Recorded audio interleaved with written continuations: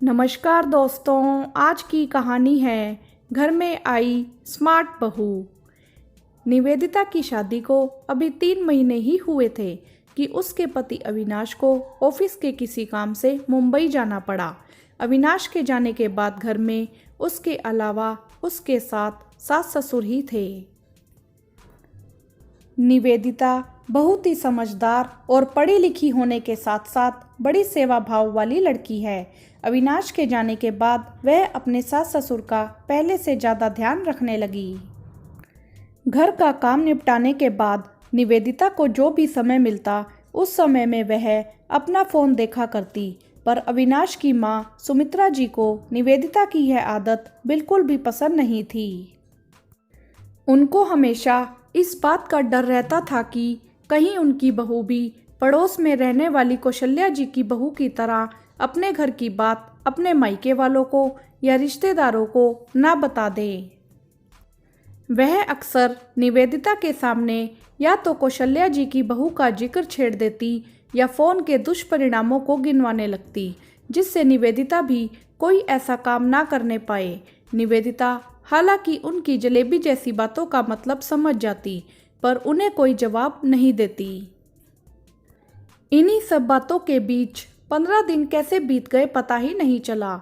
एक दिन निवेदिता अपने सास ससुर के लिए नाश्ता बना रही थी, तभी उसकी सासू माँ जी पिछले 1 हफ्ते से उनके घुटनों में दर्द होने की बात कहती हैं।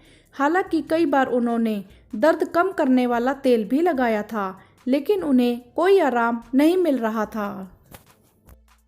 यह सुनकर निवेदिता तुरंत अपना फ़ोन उठाकर उसमें कुछ देखने लगती है। बहू को इस तरह फ़ोन में लीन देखकर सासू माँ एक बार फिर निवेदिता को ज़्यादा फ़ोन देखने को ताना मारती है, पर निवेदिता हमेशा की तरह उनको कुछ नहीं कहती। अगले दिन दरवाजे की घंटी बजती है। ससुर जी दरवाज़ा खोलकर देखते हैं।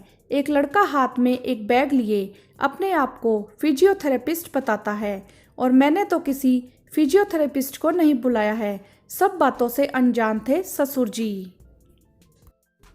पापा जी, कल मैंने ही गूगल पर सर्च करके हमारे आसपास के बेस्ट फिजियोथेरेपी सेंटर को कांटेक्ट किया था, तो यह वहीं से आए हैं।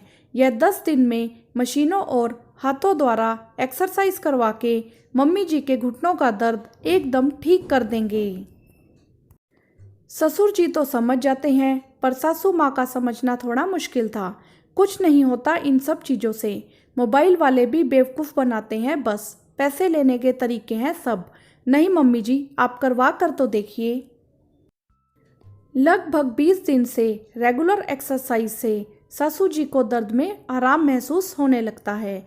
निवेदिता को इस तरह ध्यान रखने के लिए ढेरों आशीर्वाद देती हैं। घर का सारा काम करने के बाद निवेदिता जैसे ही कमरे में आराम करने जाती है, तभी अचानक उसकी नज़र कैलेंडर पर पड़ती है। तभी उसे याद आता है कि इस महीने की 22 तारीख को तो उसके सास ससुर की शादी की सालगिरह है। वह तुरंत फ़ोन उठाकर इस दिन को यादगार बनाने की पूरी प्लानिंग करने लग जाती है।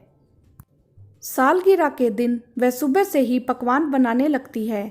यह देखकर सुमित्रा जी को बड़ी हैरानी होती है कि हमेशा से साधारण खाना बनाने वाली बहू आज तरह तरह के नमकीन और मीठे पकवान बना रही है।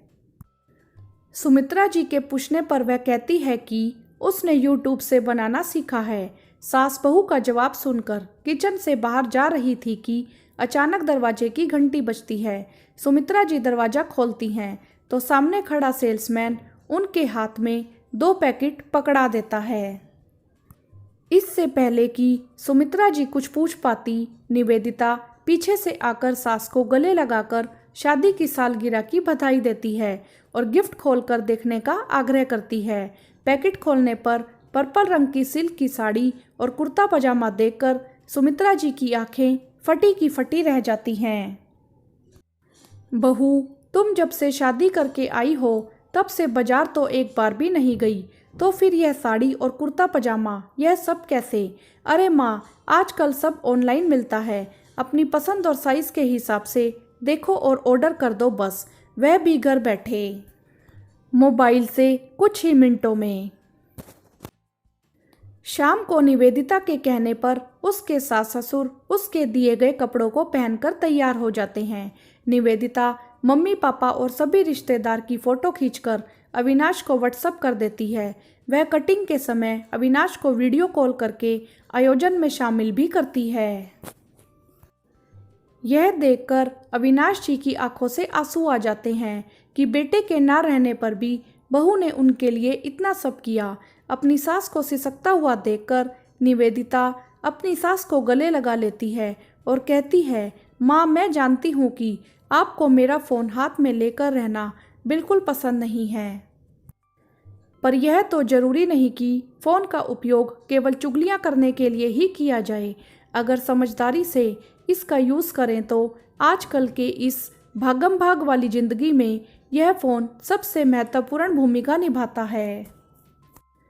निवेदिता की बातों को सुनकर सुमित्रा जी को अपनी गलती का एहसास होता है और अगले ही पल में वह निवेदिता को गले लगाकर उसकी समझदारी और सेवा भाव के लिए ढेरों आशीर्वाद देने लगती हैं। वीडियो को लाइक करें, शेयर करें और चैनल को सब्सक्राइब भी करें। धन्यवाद।